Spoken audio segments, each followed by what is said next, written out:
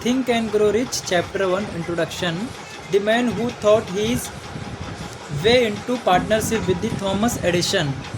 Truly, thoughts are things and powerful things at that when they are mixed with definiteness of purpose, persistence, and a burning desire for their translation into riches or other material objects.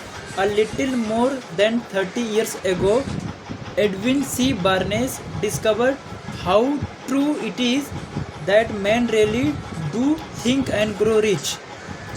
His discovery do not come about at one sitting. It came little by little, beginning with a burning desire to become a business associate of the Great Edison. One of the chief characteristics of Barnes' desire was that it was definite. He wanted to work with Edison, not for him. Observe carefully the description of how he went about translating his desire into reality, and you will have a better understanding of 13 principles which lead to richness. When the desire or impulse of thought first flashed into his mind, he was in no position to act upon it. Two difficulties stood in his way. He did not know Mr. Edison, and he did not have enough money to pay his railroad fare to Orange, New Jersey. These difficulties were sufficient to have discouraged the majority of men from making any attempt to carry out the desire, but his was no ordinary desire. He was so determined to find a way to carry out his desire that he finally decided to travel by blind baggage rather than be defeated. To the uninitiated, this means that he went to East Orange on a frightened trade.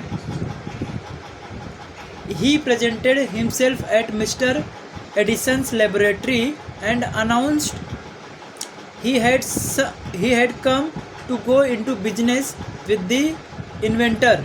In speaking of the first meeting between Barnes and Edison, year later, Mr. Edison said, "He stood there before me, looking like an ordinary tramp, but there was something in the expression of his face which conveyed the impression that he was determined to get what he had come after.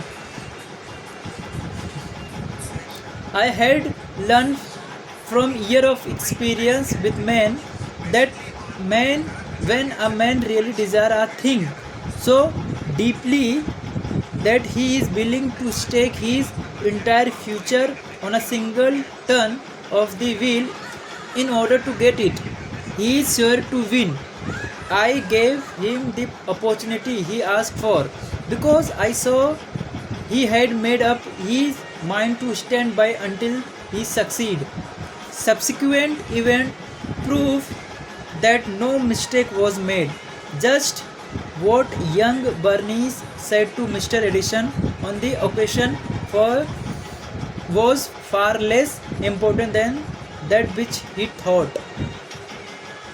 Edison himself said so. It could not have been the young man's appearance which got him his start in the Edison's office, for that was definitely against him. It was what he thought that counted.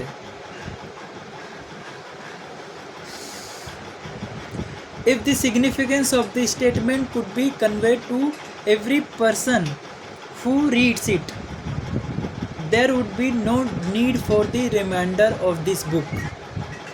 Barnes did not get his partnership with Edison on his first interview. He did get a chance to work in the Edison office at a very nominal wage, doing work that was unimportant to Edison but most important to Barnes.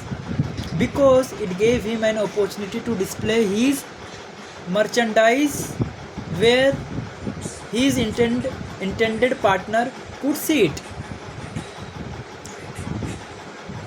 Months went by.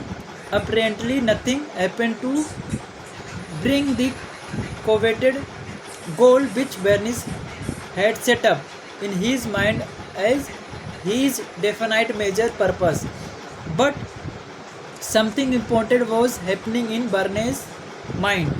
He was constantly intensifying his desire to become the business associate of Audition.